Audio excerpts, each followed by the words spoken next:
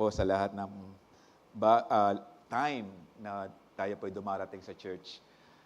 Alalahanin po natin, ito po'y pagkakataon to celebrate the goodness of God in our life. Hallelujah. Pakitapik nga po yung katabi niya kung okay pa po siya. Kung nananariwa pa rin. Okay, dahil po ang tema po natin for this month is Fighting Faith. Baka po bugsarado yung katabi nyo. I believe wala po mga nananakdown o nananakaut sa mga anak ng Panginoon. Wala pong talunan.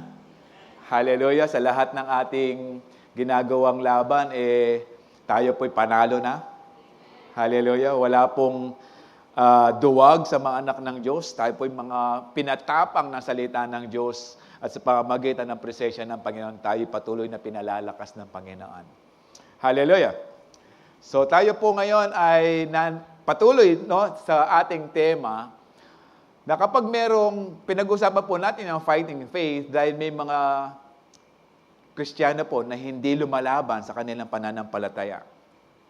Parang sila ay okay na natanggapin nila ang ating Panginoon pero hindi po nagmamanifest yung lakas, yung tapang, maging yung siya ay walang takot na harapin ang ating kalaban. No? Di ko po alam kung sino pa natatakot sa ating kalaban. Tayo po ay panalo na. Binigyan na po tayo ng Panginoon na ang panalo binigay na po sa atin ng Panginoon, kaya kailangan lang po tayo tumayo. At meron nga po tayong kasabihan na ang mga nananalo ay hindi, tama ba yan? Ang mga hindi umaayaw, ang mga nananalo. Meron po bang nananalong umaayaw? At I believe yung mga tao lang umaayaw. Pero yung fighting faith po na pinag-uusapan po natin, kailangan po natin tayuan ang ating pananampalataya. Susubugin at susubukan po tayo ng kaaway, pero kailangan po tayong tumayo. No, magsimula nang tayo po ay tumanggap sa ating Panginoon, in-engage na po natin ang ating sarili sa pakikipaglaban sa ating kaaway na si Satanas. No, nag-declare na po tayo ng gera. Kaya nga po binibigyan tayo ng pag-aaral ngayon na tayo po ay lumalaban. Hindi po tayo nagpapasakop, hindi tayo sumusuko. Tayo po ay lumalaban. Ang ating pananampalataya, kailangan po yung palaban. Sabihin nyo nga po, palaban. Mag-isa pagsabi ata ng palaban, parang hindi palaban. Can we shout hallelujah? Hallelujah? Praise the Lord. Yan po yung tapang. Alam niyo po, pag pumapasok po yung takot, just shout hallelujah. Just declare the name of Jesus in your life. Pagka po natatakot po kayo. No, pag dumarating po yung takot, declare na po natin ang Panginoon, ang pangalan ng ating Panginoon. Hallelujah. So sa Fighting Faith, sa first Sunday po, pinag-usapan po natin, faith that fights deception. No, tayo po ay dinideceive ng ating kaaway para po tayo ay actually, nagsisimula ang ating kaaway para tayo ay ma-oppress, no? Pag-uusapan po natin ito, sa deception. No, actually po, praise God, nandun pa po si Brother Eddie Villanueva sa Congress. Isa po siya actually po yung sibak, talaga pong isulat po natin sa balota natin, hindi ko po pinangkukampanya, pero sana po iboto natin yung sibak sa party list. Dahil yan po yung Kristiyanong delegado sa Congress na ating boses din. Dahil po, actually po, dalawang reading na po ata itong CSC, yung Comprehensive Sexuality Education, na at 04, kailangan na pong i-educate yung bata about sex. Sabi nga niya, kayo ba papayag na ang magtuturo ng sexual orientation, sexual act, no, sa mga para hindi daw po mabuntis ay hindi Kristiyano at di nyo kakilala? Kung gano po, actually po ito ay galing sa ibang bansa pero po yung author po nito sa ibang bansa binasura na pero sa atin po ina-adapt natin. 0-4, nagsi-start na i-orient ang bata about sexuality. Dinideceive na po tayo. Parang nagulat po kayo. Pero praise God, nandun pa po yung boses natin. Nandun pa po si Brother Eddie sa Congress. Siya po yung sumasalungat. Sa ating mga kabataan ngayon, no, napakalaki po ng deception na ginagawa na kapag wala kang ganitong gadget, hindi ka in. Na kapag wala kang ganitong damit, parang hindi ka kasama sa grupo, parang outcast ka, na kailangan meron kang ganito para masabing ikaw ay tanggap sa grupo, sa lipunan. Hallelujah.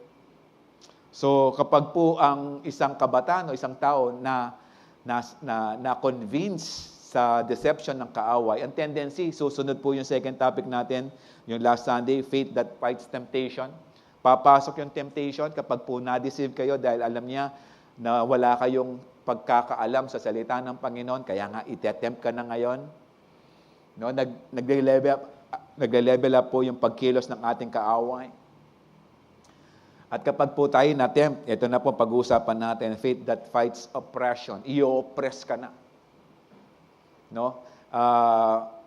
Magle-level up yan, kukontrolin na yung buhay mo. Actually, sa temptation, hindi lang nais ng ating kaaway na magkasala ka. Ang gusto niya, mamuhay ka sa kasalanan. Kaya nga, i-oppress ka niya. Papayag ba tayo nito? Ibig sabihin, magpapasilalim ba tayo sa kapangyarihan ng ating kalaban, na ating kaaway? Will we allow him to control your life? Hallelujah. No, kaya nga po, dinideceive po tayo. At pag-usapan po natin yung faith that fights oppression. Tayo po'y manalangin. Father, we ask you, Lord, to guide us and give us wisdom, Lord, and knowledge that we need sa aming pag-aaral sa topic na to, Panginoon. Allow us, Lord, na ma-enjoy po namin at matuto po kami na lumaban sa mga oppressions na gagawin ng aming kaaway. Be with us, Lord, and allow us, Lord, na mag-manifest po ang iyong Santong Espiritu sa aming kalagitnaan, na kayo po ang magturo. Let your Holy Spirit, Lord, na empower us with wisdom upang lahat ng aming pag-uusapan at pag-aaralan ay maging kasangkapan po namin upang mapaglabanan po namin at mapaghandaan ang aming kaaway. Be with us, Lord, and we allow your Holy Spirit to move mightily tonight. Thank you, Lord. This we ask in Jesus' name. Amen. So, ang oppression po sa dictionary po ay, ang tawag po dyan is prolonged, cruel, or unjust treatment or control. Pag sinabing prolonged, cruel, yung nagtatagal na kalupitan. Okay? The state of being subject to unjust treatment or control. No, ipaparanas ng ating kaaway ito sa buhay natin. It's a mental pressure or distress. No, ito po yung ginagawa ng oppression sa atin. Ang Tagalog po niyan, lupig, pagsiil, pang-api, pagmamalupit, paghihirap, pananamlay o katamlayan. At is a chronic stressor. Ibig sabihin, paulit-ulit na karamdaman. Okay? That can lead to poor mental health. No, kapag po na-oppress ka. It's a type of trauma that can lead to mental health disorders like depression. Kapag po ikaw ay walang magawa sa isang sitwasyon na naranasan mo, umuuwi sa depression. At kapag ikay na-depress, wala kang magagawa, kaya madali kang i-oppress. Hallelujah. And nowadays, marami pong mga tao na di-depress. Kaya nga, we need to study more the Word of God. Dahil di po yung gagamitin ng Panginoon, na kalakasan para po mapagtagumpayan po natin yung oppression na ginagawa ng ating kaaway. Ibig sabihin, kapag merong oppression, may oppressor. Okay? Imposibleng walang oppressor. Kaya nga, kailangan po natin silang harapin. Pakibawas po ng ilaw ko. Medyo masakit po sa mata. Hallelujah. So sabi po ng Hosea 4:6, my people are destroyed for lack of knowledge. Kaya nga we need to equip ourselves with God's Word para hindi po tayo ma-destroy. Para hindi po tayo ma-oppress ng kaaway. Alam niyo po, kapag po tayo ay maalam sa salita ng Panginoon, na mahihirapan ng kaaway para i-oppress po tayo. The same thing with Jesus, hindi po nanalo ang kalaban sa ating Panginoon sa pamagitan ng temptation na ginawa ng ating kaaway sa ating Panginoon. Kaya nga po, hindi na nagawa na i-oppress pa ang Panginoon. Kaya nga, during the time ng oppression or during the time of temptation pa lamang, harapin na natin siya with God's Word. Dahil yun lang po yung pinakasandata natin. Yun lang po yung sword natin, the Word of God. No, kasi nga po, kaya nga po, my people are destroyed because they have no knowledge. Because sabi ng John 10:10, the thief comes to steal, to kill, and to destroy. Kaya nga kapag wala po tayong alam sa salita ng Panginoon, yun po ang gagawin niya. Kaya nga po nung wala tayo pa sa ating Panginoon, wala pa tayo pagsasaliksik na salita ng Diyos, madali tayong sumuko. Madali tayong gapiin ng kaaway. Madali tayong i-oppress. Hallelujah. Kaya nga po, oppression is defined as being under attack, pressure, stress, or control, cruel control by someone or something. Okay? It's actually being under attack, being under pressure, being under stress, or cruel control by someone or something. Ibig sabihin, may nagkokontrol yan, may oppressor po dyan. May umaatake po sa atin, may kalaban tayo. Kaya nga, we need to fight oppression. We need to fight as well the oppressor ng ating Panginoon, no? Yung oppressor, yung kalaban ng ating Panginoon. Actually, nung tayo po sumangga na sa ating Panginoon, kalaban na natin si Satan. Hallelujah. Pero ito po, sa mga may anak po na elementary student, no? Actually po sa mga ganitong edad, nagsisimula po yung bullying.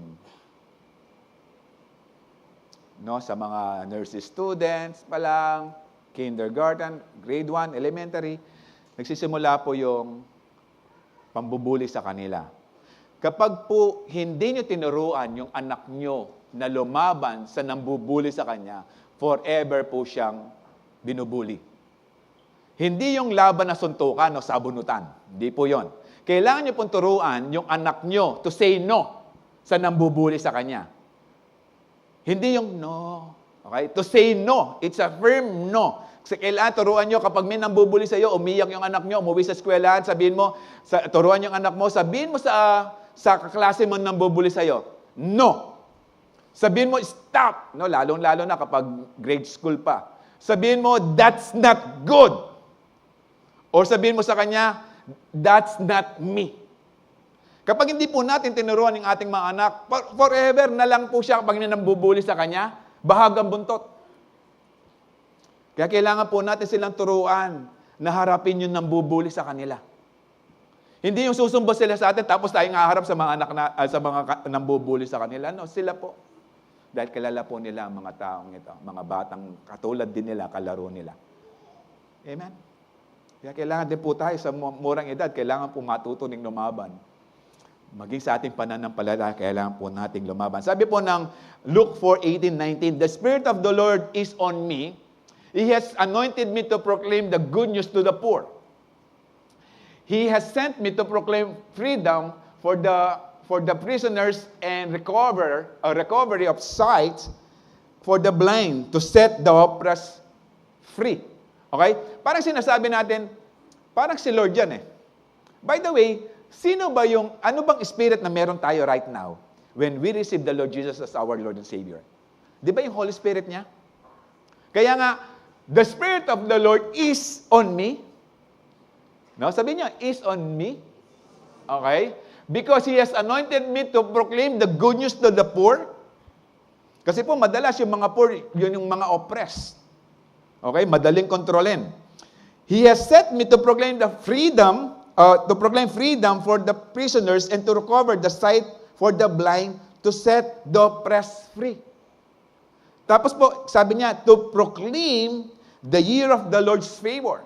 Meaning, we need to proclaim, we need to announce that today, no, ngayon na, yung araw na to, yung taon na to, it's God's favor, it's God's salvation, it's God's protection. It's God's guidance to those who called for this purpose. Na tayo po ay mga lingkod ng ating Panginoon. Amen? Hallelujah. Kaya nga po, mostly sa ating mga Kristiyano ngayon na kulelat, kasi po tapan po sila mag-see you. Babalik ulit ako. Sino pa yung walang see you dito?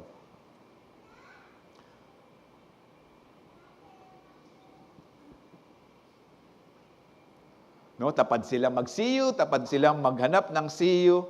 No, actually po, see you nakakatulong para po tayo tumapang sa ating pananampalataya. Hallelujah.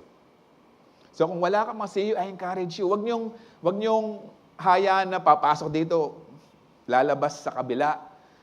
Anyway, next Sunday naman, maririnig ko na naman kung sino yung walang see you. Sana po lahat po tayo mag-join sa mga CUs po natin.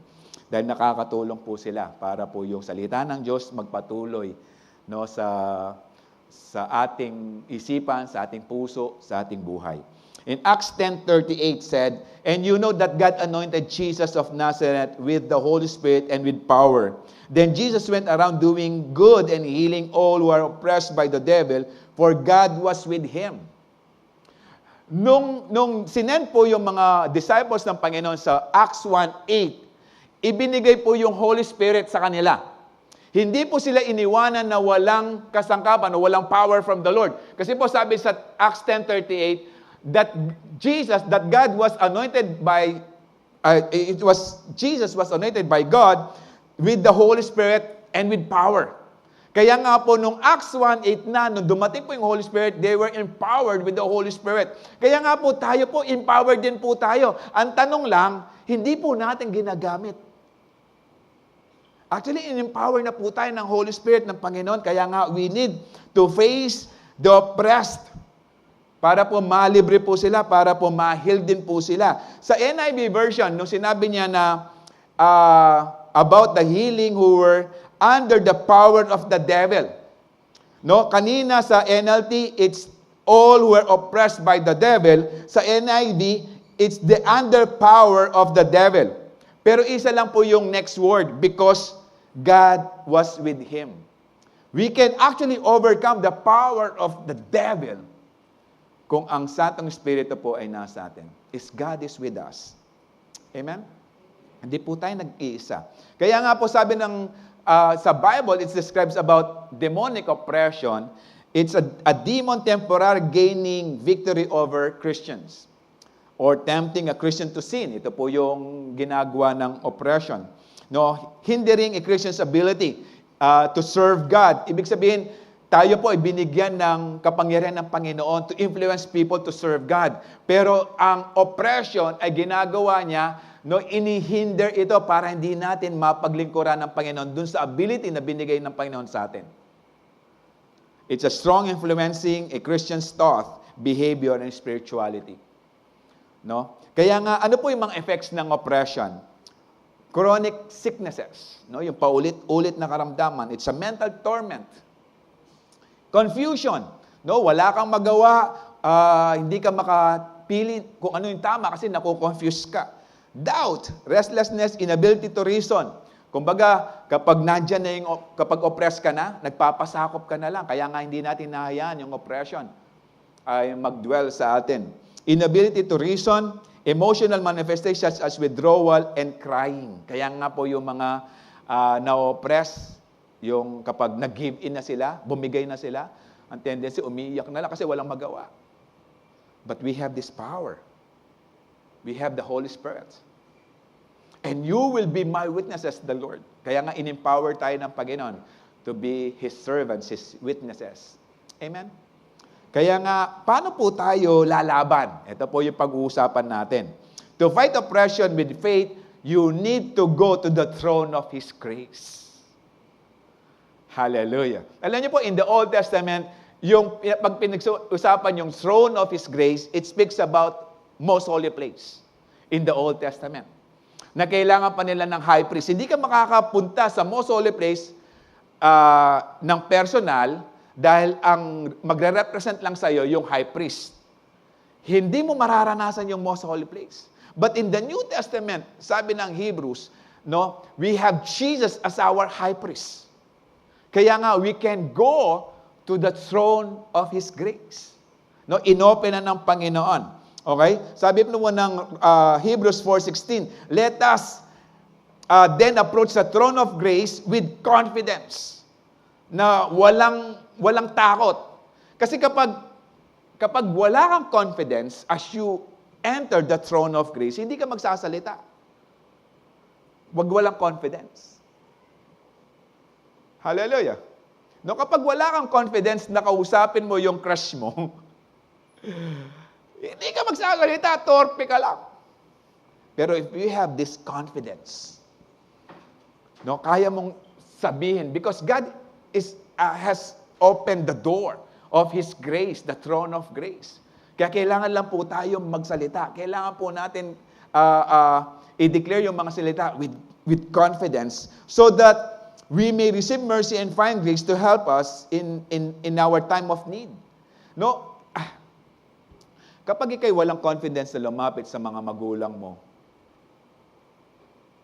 dahil bagsakin ka sa mga grades mo, hindi ka makakapagsabi, Tay, increasean mo naman yung allowance ko.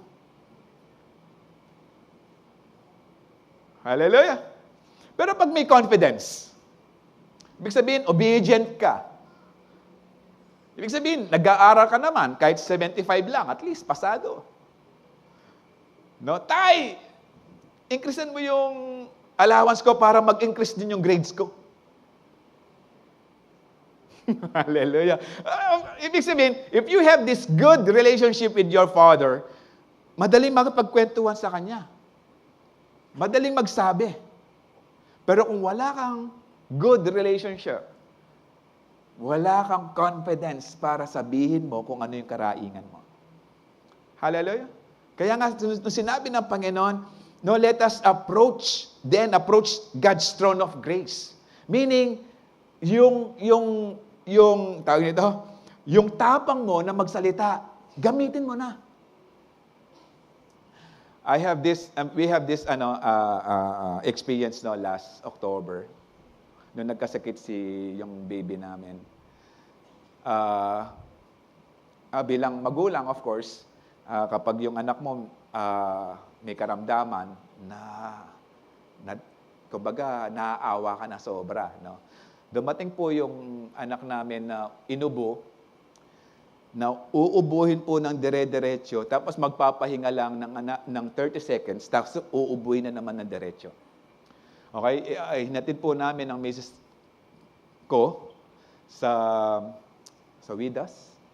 Okay? Dahil po meron silang grand coronation. Meron po silang activity doon. Tapos po, nag-stay po kami doon sa habang inuubo po yung isa. Hindi po tinapos ng misis ko dahil nga po inuubo po si Omi. Makikita mo yung mata niya talagang lungkot na kasi nga po talagang dire-diretso yung ubo. Natulog po siya ng 11 o'clock pero magigising po kasi uubuhin na naman.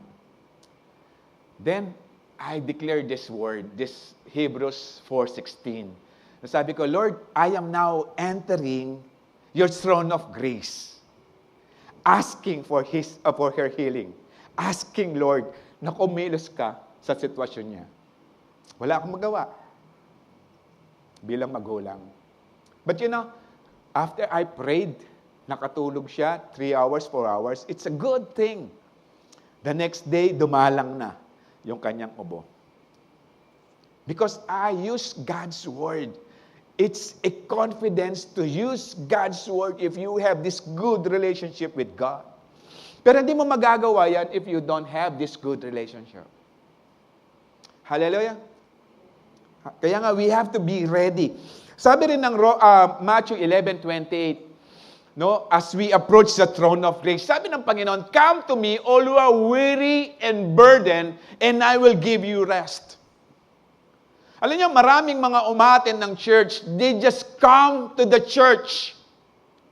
They enjoy worshiping God in this place, nakikianod in serving the Lord, in raising their hands, but they do not come in the presence of God.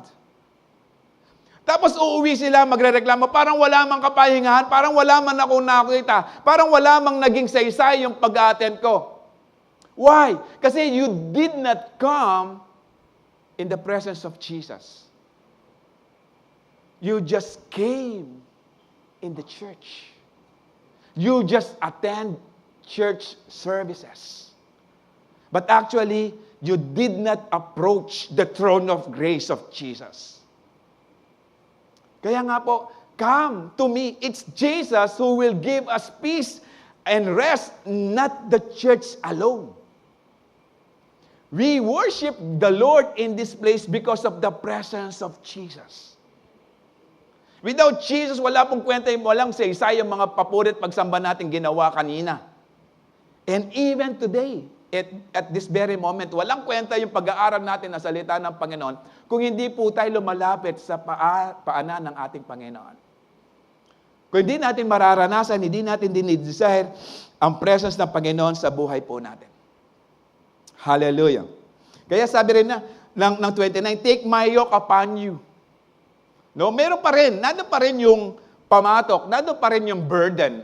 But the Word of God said, take my yoke upon you and learn from me.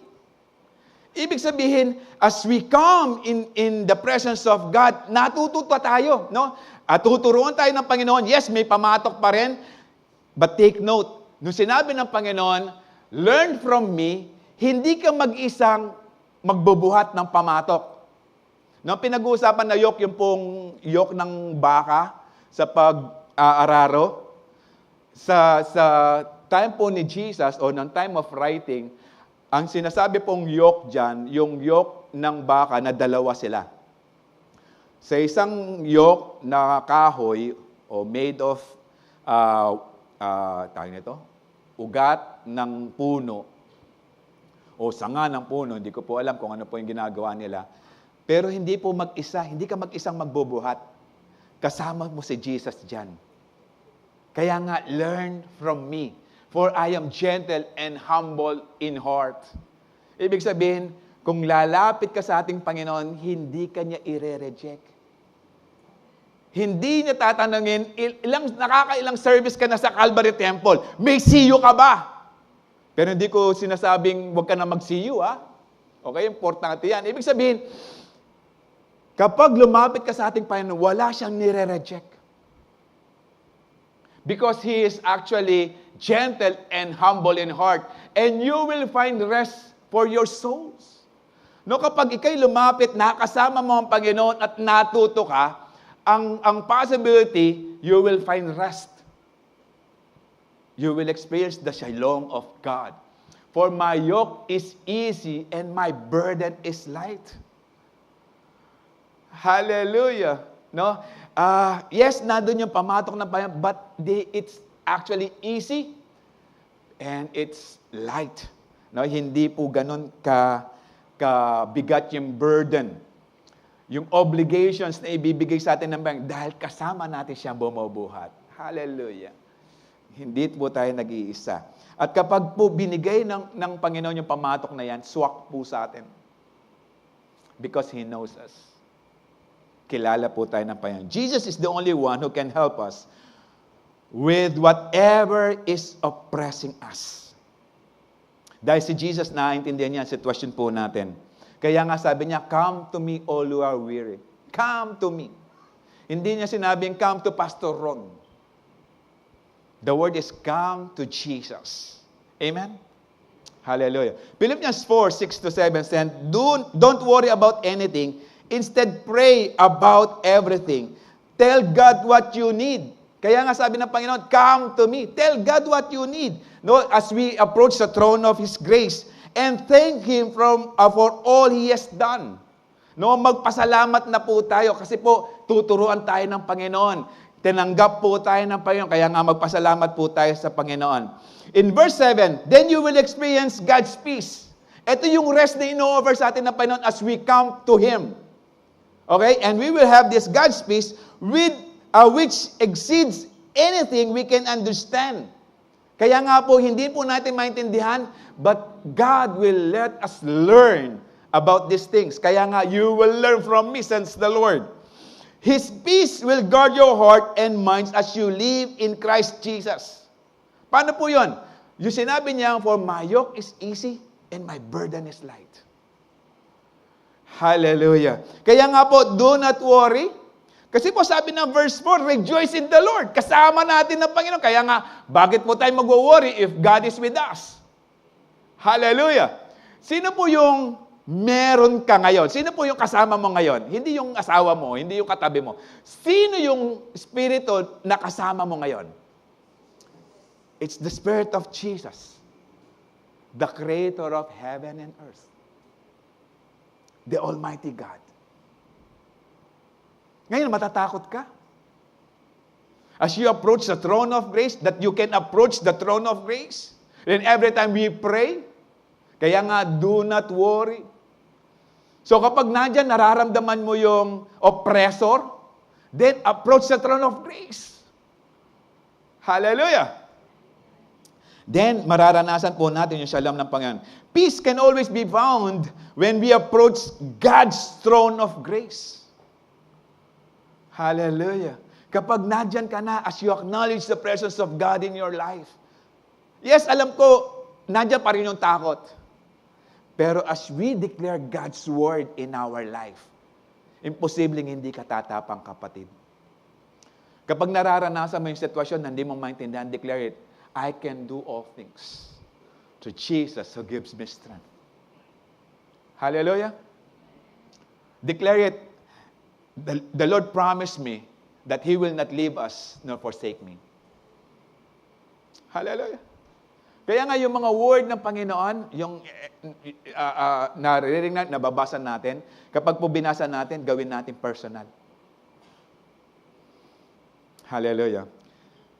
Sabi nga ni Pastor Manny last Friday, even last night, before you go to your phone, kasi po madalas, kapag may problema, si Brother Baldo ang tinatawagan. Kilala niyo si Brother Baldo? Baldogan. Okay? Before you approach or you go to your phone, go to the throne of grace, of God's grace. Pray. Panalangin ka muna, kapatid. Hallelujah. Pero hindi yung panalangin, Lord, sopan mo ko. Nahing kapatid na puntalan ko, pautangan na ako. Hindi po yan. God can provide your needs. Hallelujah.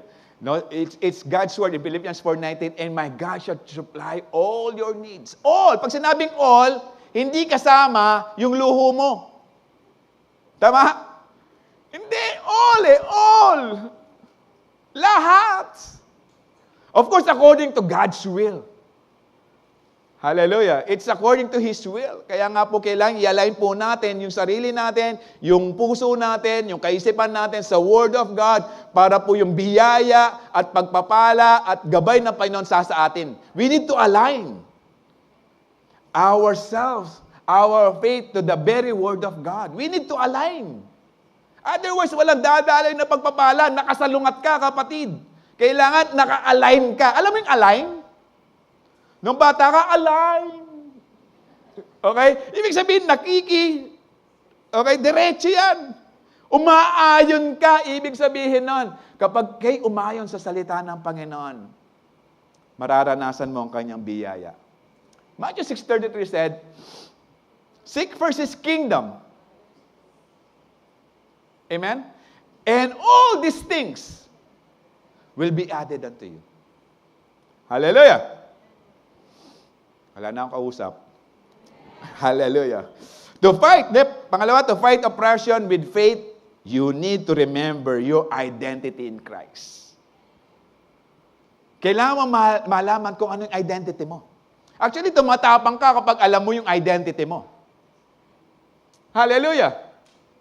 Hindi yung identity mo na anak ka ni Brother Baldo. Okay? Hindi yan. Yung identity mo in Christ. Okay? Kasi yung oppressor natin, makapangyarihan din yan. Pero ang Panginoon, mas makapangyarihan siya. Hallelujah. Kaya nga po, we need His empowerment. We need the empowerment of God, of Jesus, para po mapagtagumpayan natin yan. When you understand what you are in Christ, you gain power. Hallelujah. Ano po mga bagay na to na kailangan natin maintindihan? In John 1:12, napakadali po niyan, no? Napaka-common, okay? But to all who believe Him and accepted Him. So, ibig sabihin, may mga tao hindi naniniwala at di tumanggap sa ating Panginoon. So, meron lang specification ang ating Panginoon sa mga susunod na makakaranas ng next part ng verse 12. Okay? Itong mga taong who believe and accepted Him. Ibig sabihin, pinagkatiwalaan mo ang Panginoon at pinanghawakan mo ang Kanyang salita. Okay? Ang gagawin ng Panginoon, He gave the right to become children of God. Pag sinabing right, you have this authority to use that claim. Meron kang power, meron kang authority. Ano Tagalog ng authority? Otoridad. Tama. Okay? Meron kang otoridad na magamit at masabi mong that you are child of God. Kapag nagniwala ka, you trust Him, and you hold on to His word. Hallelujah! No? Tingnan po natin sa John 1:10-11. Ito po yung pinag-ugatan ng John 1:10 kasi po meron siyang but. Okay? John 1:10-11. Atras lang tayo ng dalawa para po ma-emphasize natin what is but. Okay? Sabi ng verse 10, the Word was already in the world. The world was made through Him, but the world did not know Him. Okay? In verse 11, in-emphasize pa to. He came to the world that was His own, and His own people did not accept Him. Kaya nga, but, doon na pumasok yung 12. But to all who believe Him and accepted Him. Hallelujah. Nakukuha niyo po ba ako? Hallelujah. Amen. In Galatians 3:26 said, For you are all children of God through faith in Christ Jesus. Of course, without your faith in Jesus, walang children of God. Hindi ka kasama dyan. Kaya nga, we are called children of God because of our faith in Jesus Christ. Amen? Pag sinabing faith, we trust and obey God. Pag faith ang pinag-uusapan. In 1 John 3:1 said, see how very much our Father loves us. Yung ibang translations, lavish us. How lavish the love of God to us, or for us. For He calls us His children. No, grabe. The creator of heaven and earth. The one who created yung gumawa sa katabi mo. Tingnan mo yung katabi mo, hirap ata gawin yan. Hallelujah. Pero yung gumawa sa atin, who calls us His children, and that is what we are. Okay? Hindi lang what you are. What we are. Ito yung kung sino tayo talaga. So, the Word of God said that we are His children. Sa lahat ng tumanggap sa ating Panginoon. Okay? But the people who belong to this world don't recognize what the God's children because they don't know Him. Kaya nga sa mga tumanggap sa ating Panginoon, binigyan niya ng karapatan. Karapatan para tawaging anak ng Diyos. Why? Dahil sa pag-ibig ng ating Panginoon sa atin, at nung tinanggap natin siya, binigyan tayo, tinawagan tayo, binigyan niya yung right na tawagin tayong anak ng Diyos. At yun, tayo. Dahil tinanggap natin siya. Hallelujah. Ngayon, tanong, as children of God, we possess the power to overcome any form of oppression. As children of God. Hallelujah. Parang hindi nag-move. Yan. Okay? As children of God, we possess the power to overcome any form of oppression. Ngayon, bilang anak ng Diyos, matatakot ka? Bilang anak ng Diyos, ahayaan mo yung oppression na i-control ka? Alam natin kapag ino-oppress tayong kaaway, gusto niya we will live according to the sin na ini-impose niya sa atin. Meaning sabihin, gusto niya maging disobedient tayo. sa ating Diyos, papayagan ba natin siya bilang anak ng Diyos? Hallelujah. Pag kalabit nga yung katabi mo, sabihin mo sa kanya, hoy, gising. Hallelujah. No? Ahayaan ba natin? Tingnan po natin. Ephesians 1:19-20. I also pray that you will understand. Ito yung prayer ni Pablo sa mga Ephesians, no? Para maintindihan nila the incredible greatness of God's power for us who believe Him. So, nais ni Pablo din na pinanalangin niya na yung pag-ibig ng Diyos at kapangyarihan ng Diyos ay maranasan natin at maintindihan natin. At sabi niya, this is the same mighty power that raised Christ from the dead. This is the same power. Meaning, nung nag-resurrect ang ating Panginoon, pinakita ng Panginoon, ng Diyos, kung gaano siya ka-powerful. Hallelujah! Parang patay pa rin si Jesus sa inyo, Okay, nung nabuhay magmuli ang ating Panginoon, pinakita ng Panginoon yung grabing kapangyarihan niya to overcome death. Di po ba ang kinakatakutan natin, death? Kamatayan? Hallelujah! Pero pinakita ng Panginoon that He has this power to overcome death nung nag-resurrect ang ating Panginoon. But the Word of God said, this is the same mighty power that raised Jesus from the dead and seated Him in the place of honor and God's right hand in the heavenly realms. Ibig sabihin, this power is with us. Kaya nga sabi niya, you will understand the incredible greatness of God's power for us who believe Him. Meaning this power is in us right now. Hallelujah. Kaya nga po, we need to overcome the oppressor. Hallelujah. Because we are God's children. Amen? Kaya nga iaalaw mo ba ang ating kaaway? Yes, ang ating kaaway, meron siyang ini-input sa isipan po natin. Pero sabi ng 2 Corinthians 10:5, we demolish arguments, we destroy arguments, and every pretension that set itself up against the knowledge of God. Meaning, we pull down every thought that against the knowledge of God, and we take every thought to make it obedient to Christ. Ibig sabihin, tayo ngayon, binibigyan ng pagkakataon para po yung kaisipan, yung knowledge ng ating Panginoon, mapa sa atin, para po tayo sumunod sa ating Panginoon, para maging obedient children of God po tayo. Hallelujah. At lahat ng anak ng Diyos, kung ang ating Panginoon nagtagumpay na sa death, tagumpay na rin po tayo. Because we are children of God. Amen. Hallelujah. Tuloy natin, Ephesians 2:6, for He raised us from the dead along with Christ and seated us with Him in the heavenly realms because, tama ba yan? Heavenly realms because we are united with Jesus Christ, with Christ Jesus. He raised us. Tingnan niyo po, no? Hindi pa nangyari to. Okay? Kayo po ba ay nabuhay na magmuli? Okay? Pero sinabi niya, okay, hindi pa tayo namatay. Pero sinabi niya na, He has raised us from the dead along with Christ. Hallelujah. This is God's word. Amen? Ibig sabihin, if we are children of God at connected tayo sa Kanya at meron tayong maganda relasyon, di tayo mamamatay. And seated us with Him. Nangyari na ba yan? Hindi lang yan mangyayari sa heaven, maging dito sa lupa mangyayari yan. Kasi nga sabi ang panalangin natin, Our Father who art in heaven, holy is your name, your will be done on earth as it is in heaven. Hindi lang kapag namatay tayo, but actually, nangyayari na ngayon yan.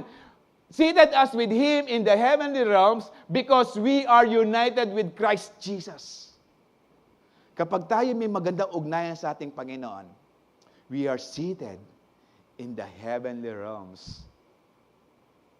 Hallelujah. Hallelujah. This is God's empowerment. Hallelujah. No, in Luke 10:19, ito po. Sino po nagsabing I? Okay, it's Jesus. Given you authority. Okay? Ibig sabihin, we are seated with Him in the heavenly realms to trample on snakes and scorpions. Okay, we are given authority to trample, meaning we are permitted to do so. Kapag sinabing, I have given you authority, we are permitted to trample on snakes and scorpions, and to overcome all the power of the enemy. Nothing will harm you. Hallelujah. Matatakot ka? Hallelujah. Pag sinabing nothing, nothing. Pag sinabing wala, wala. Di ka tulad ng nanay mo, pag sinabi niya, wala akong pera. Meron yan. Pero pag sinabi ng salita ng Diyos, nothing will harm you. Talagang wala pong mag-o-oppress sa'yo. Yes, nandun yung oppressor, pero yung mga oppression niya na gagawin sa buhay natin, walang kwenta because we have the presence of God. We are children of God, empowered with God's Word. Hallelujah. Alam niyo po, sa heaven, walang oppressor. Walang Satan sa heaven. Ibig sabihin, after 1,000 years, okay? After we enjoy God in heaven, wala nang oppressor doon. Hallelujah. Because lahat ng nandun sa heaven, especially sa new heaven, ay mga anak ng Diyos. Ngayon, eto, masinsinan nito. Lahat ng anak ng Diyos na nandirito, maging sa online, tandaan niyo po yung mukhang ito. Magkikita po tayo sa langit. Hallelujah. Yung iba, amen. Parang di sigurado. Hallelujah. Alam niyo, kung wala kang magandang ugnayan sa ating Panginoon, tama, hindi ka sigurado. But if you have this good relationship with God, as you approach the throne of grace of God, magsasama po tayo sa langit with confidence as we worship the Lord in this place or in this life. In Romans 8:31, what shall we say about such wonderful things as this? Alam niyo po, kaya mo siya wonderful things? Because sabi niya, if God is for us, the word if, okay, kaya nga po, siguraduhin nyo, who can ever be against us? Hallelujah. If God is for us, pwede nating i-claim, no weapon forged against me or formed against me shall prosper. Hallelujah. Because the power of God dwells in us. Hallelujah. Kaya nga, in our problems, i-remind mo sarili mo about God's Word. Kasi alam ng Panginoon kung anong ginagawa niya sa buhay natin. Kaya nga trust Him sa buhay mo. Kapag may problema ka, trust God. No? Baka nagpipray ka, Lord, ba't di ko mabayaran yung mga utang ko? Baka gusto ng Panginoon, matuto ka muna para hindi ka namang utang ng mga utang. Hallelujah. Dahil sa lahat ng sitwasyon natin, tinuturuan tayo ng Panginoon. And He knows what He is doing in our life. Take note, hindi tayo pinaglalaroan ng Panginoon, kundi pinagpapala tayo ng Panginoon. Amen. Hindi tayo pinaglalaroan.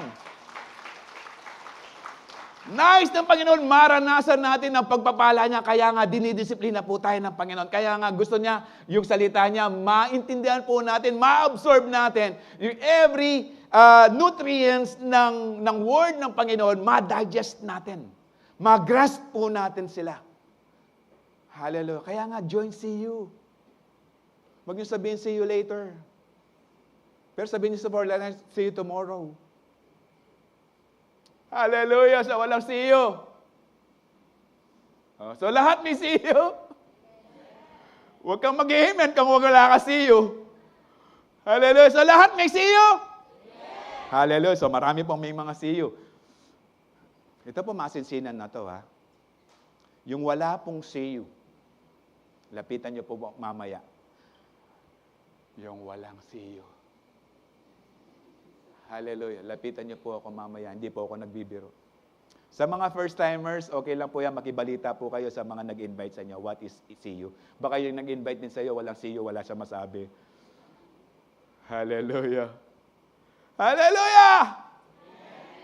Alam mo, malapit na pong dumating ang Panginoon. We need to encourage one another in serving the Lord. Hallelujah.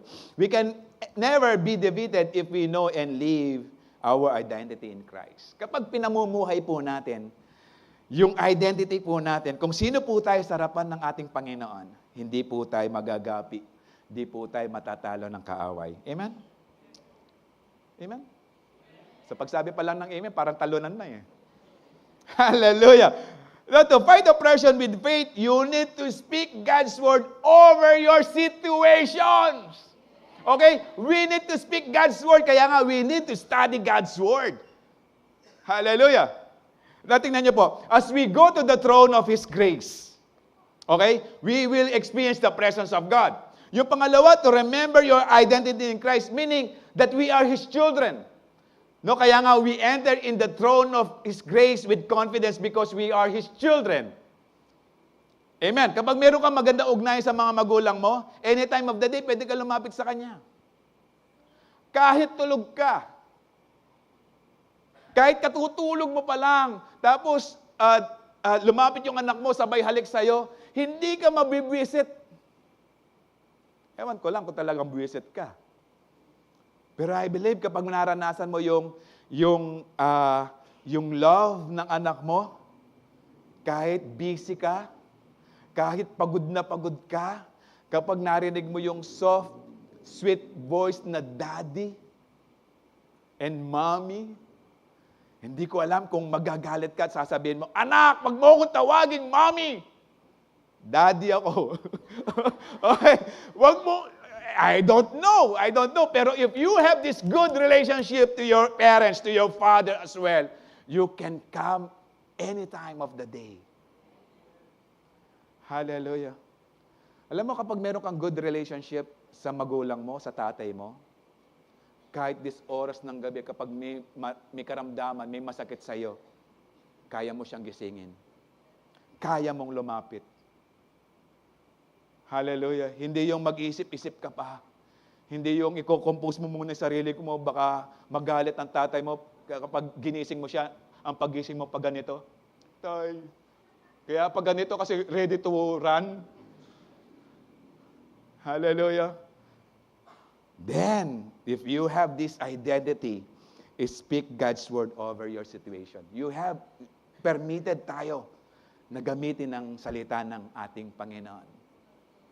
Hallelujah. There is power in our words, especially when we declare them in faith. Kapag nandun yung pananampalataya. Hallelujah. We have this confidence. Amen? In Proverbs 18:21 said, death and life are in the power of the tongue. Meaning, yung kamatayan o yung buhay, nasa dila po natin. Meaning, kung tayo po'y nagde-declare ng kamatayan sa buhay po natin or a disgrace or walang pag-asa sa buhay natin, yan po yung mahihit natin, yan po yung mahihita natin. Pero if we declare life sa buhay po natin, magpapatuloy po yung buhay na pinagkaloob sa atin ng Panginoon. Why? Kasi pinagkatiwalaan natin ang salita ng ating Panginoon. And those who love it will eat its fruit. Kaya kung you love to speak death sa buhay mo, mangyayari yan. Kaya nga if you speak blessing sa buhay mo, mangyayari yan, kapatid. Why? Kasi pinagkakatiwalaan mo ang salita ng ating Panginoon. Hallelujah. Dahil alam ng Panginoon kung ano yung mga bagay na pinadideclare niya sa atin. Kaya nga, we need to declare God's word. In Numbers 14:28, so tell them, as surely as I live, declares the Lord, I will do to you the very thing I heard you say. This is Old Testament. Actually po, ang context po nito, nagrereklamo po yung mga Israelites about their situations in the desert. No, pinaalis po, kinuha po ng Panginoon from Egypt, dadalhin sa Promised Land. Kaso puro reklamo po sila. At sabi ng Panginoon, I will do the very thing I heard you say. Pero, kung ang Panginoon nakikinig sa mga disobedient, hindi ba siya mas nakikinig sa mga obedient children of God? Hallelujah! Just take note, just try to imagine kung ang mga taong ito na suwail, na disobedient sa ating Panginoon, pinakinggan ng Panginoon, I will do the very thing that you say. Tayo pa kaya ang mga anak ng Diyos na magde-declare na kanyang salita? Na madalas nating namnamin, na madalas nating banggitin, hindi kaya tayo pakikinggan ng Panginoon? Words are important, lalong-lalo na kapag lumalabas ito sa buhay po natin dahil ito po yung nagiging laman ng puso natin, yung mga salita. Kaya nga puno-puno po tayo ng salita ng Panginoon, punong-puno po tayo ng pag-asa kapag tayo po ay nagbabanggit, especially kapag may mga problema po tayo. Alam ng Panginoon ang ginagawa niya.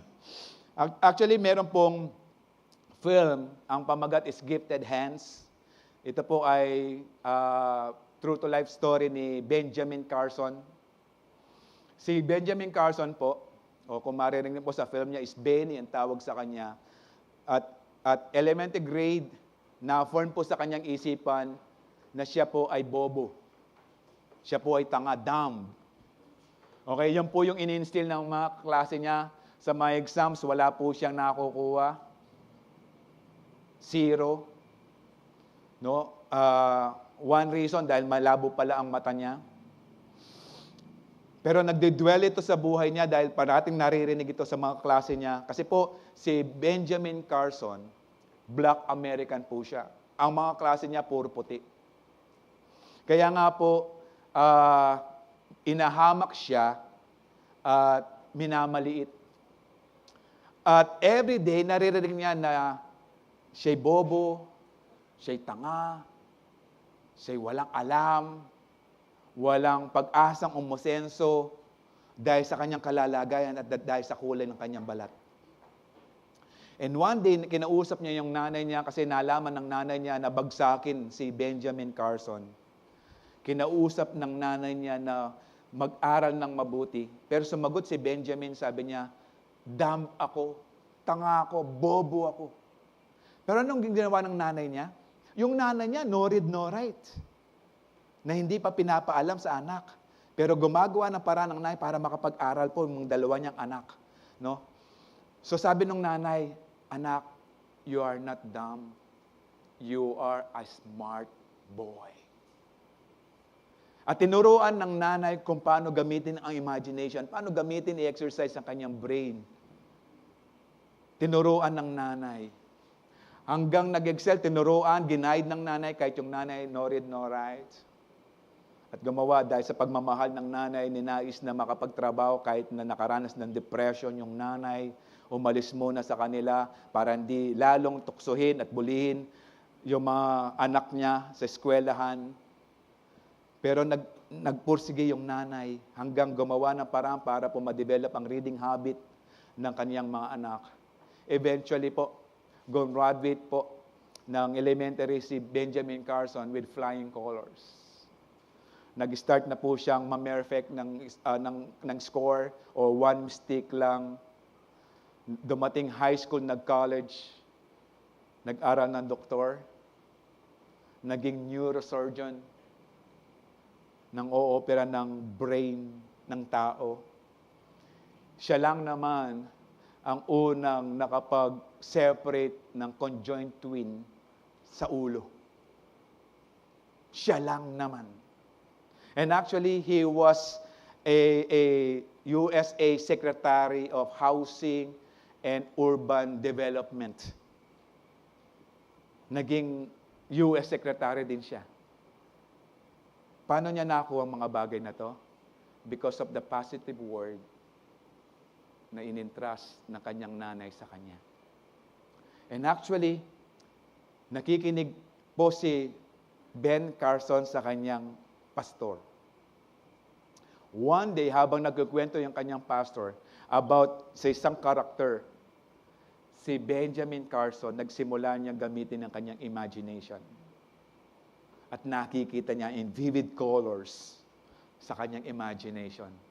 At ginamit yon para siya ay magkapag-formulate kung anong gagawin niya doon sa major operation na gagawin sa mga conjoined twins. Hallelujah. Kaya nga, importante po yung every word na lumalabas po sa bibig natin, lalong-lalo na sa mga anak po natin. Lalong-lalo na sa buhay po natin. Sabi po na 1 Peter 3:12, for the eyes of the Lord are on the righteous, and His ears are attentive to their prayer. But the face of the Lord is against those who do evil.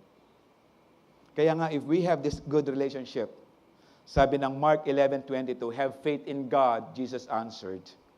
Truly, I tell you, if anyone says to this mountain, what are these mountains? Mountains of problems, mountains of oppressions, mountains of unbelief, mountains of discouragement. Tell to that mountain, go throw yourself into the sea, and does not doubt in their heart, but believes that what they say will happen, it will be done for them. Hallelujah. As we declare God's word sa buhay po natin, mangyayari po yan. Kaya nga po sa lahat po ng ating panalangin, as we declare it, mag-expect po tayo na tatanggapin po natin siya. Why? Because we are God's children. At humingi po tayo sa ating Ama, sa ating makapangyarihang Diyos na ating Ama. Hallelujah. Kaya nga po, patuloy po tayo. No? In 2 Corinthians 4:13 said, it is written, I believe, therefore I have spoken. Kaya nga patuloy po natin babanggitin. Since we have the same spirit of faith, we also believe and therefore speak. We have this spirit of faith. The same spirit na nasa Old Testament, na nasa New Testament, na nasa atin right now, it's the same spirit of faith. Kaya nga, we have to believe, therefore, as we believe, we speak. Hallelujah. Kaya nga po, if you have good relationship sa ating Diyos, madali mong sabihin, I am a child of God. Pero kung aandap-andap yan, hindi maganda yung ugnayan sa ating Panginoon, it's about time tonight. Ayusin ang magandang relasyon sa ating Panginoon. Pagbaba mo dito, pwede mong sabihin, declare it with confidence. I am a child of God. Hallelujah. Now, fight oppression with the words of faith in our declaration. Okay, we use God's word in our declaration. We use our faith in our declaration. At kapag dineclare po natin, mag-expect po tayo, nakikilis po ang ating Panginoon. Hallelujah. Faith that fights oppression, meaning to have this, go to the throne of His grace. Remember your identity in Christ. Sabihin niyo po, I'm a child of God. Then speak, if we are God's children, then speak God's word over your situation. Speak God's word. Hallelujah. Kapag wala kang nakikitang pag-asa sa buhay mo, hallelujah, declare mo, for I know the plans I have for you, says the Lord. O gawin mo personal po, I know the plans that God has for me. Plans to prosper me and not to harm me. Plans to give me hope in the future. Hallelujah. Amen? Hallelujah. Galatians 5:1, it is for freedom that Christ has set us free. Nais na Panginoon, ma-enjoy natin yung kalayaan as we worship Him. Stand firm then and do not let your souls be burdened again by a yoke of slavery. Alam niyo, ang Panginoon, nais na tayong palayain as we come in His presence, as we go in the throne of grace. Nais tayong palayain ng Panginoon sa mga gray areas o sa mga bagay na gumugulo sa ating isipan, especially sa kasalanan, na para mapagtagumpayan natin yan, lapit tayo sa Kanya, Dahil gusto ng Panginoon na mamalaya tayo sa epekto ng kasalanan. Na whenever we worship the Lord, we can worship Him with freedom, with confidence. Because there is no more yoke of slavery. Ang gusto ng Panginoon, lapit ka bilang anak ng Diyos. Lapit ka dahil nais mong gumanda ang relasyon mo sa ating Panginoon. Habang lumalapit ka sa ating Panginoon, mararanasan mo yung kalayaan. Especially sa kalayaan ng epekto ng kasalanan sa buhay. Christ is our freedom from any form of oppression. Hallelujah. Hindi ko alam kung hindi kita kilala. Hindi ko alam ang mga sitwasyon mo sa buhay mo. Hindi ko alam kung you are under attack. Hindi ko alam. Pero kilala ka ng Panginoon. Maging tapat ka sa Kanya sa gabing ito. Sabihin mo sa Kanya, Lord, without you, hindi ko mapapagtagumpayan ang sitwasyon na ito. Without your presence, hindi ako makakatayo. Mabigat, hindi ko kaya. I need your help. Set me free from this oppression. Kung nakakaranas ka ng oppression ng kaaway, just raise your hands towards heaven. Sabi mo sa Kanya, Lord, kilala mo ako. Nakikita mo ako ngayon. Alam mo yung sitwasyon ko. Alam mo yung mga bumabagabag sa buhay ko right now. Just raise your hands. At naniniwala ako. And I will pray for you. Naniniwala ako. Natutugon ng Panginoon sa panalangin natin. Hallelujah. Just raise your hands. Lord, hallelujah. Jesus. Kung nararamdaman ko, at alam mo meron kang oppression na hinaharap sa oras na to, just raise your hands. Huwag kang mahiya. God knows your heart. God knows your situations. Hallelujah. Father, as we come in your presence, Lord, kilala mo, Panginoon, ang mga nakataas ang kamay. At kinikilala nila, O Diyos, at kinikilala naming lahat, without you, we can do nothing. We need you, Lord. We need your empowerment. We need your encouragement. We need you, Jesus, in our life. And as we declare, O God, that we are free, because you are the truth who set us free. Lord, we declare, O God, tonight, with the empowerment na binibigay nyo that comes from the Holy Spirit, we are free. Therefore, in any form of oppression right now, in Jesus' name. And let us, Lord, experience your freedom, experience your power, experience, Lord, the indwelling power of your Holy Spirit in our life. Lord, wala po kaming magagawa without you in our life. That's why, Lord, we welcome you. We surrender everything to your hands, O God. And we want you to move mightily in our life, Lord. Lord, be with us. And as I pray, Lord, sa lahat mo na nakataas ng kamay, Lord, empower them. Give them words of utterance, Lord. As they declare it, Lord, free from any oppression. And Lord, as I pray, bigyan niyo po sila ng tapang na harapin ito. With your word, Lord, with every promise of your word, O God, na tataglingin nila sa oras na ito. Thank you, Lord, na pinalalaya mo right now at kami, as we declare it, Lord, malaya na po kami sa oppression ng kaaway because we have you. We have you, Lord Jesus, in our lives. Thank you, Lord. Salamat, O Diyos, na pinalaya mo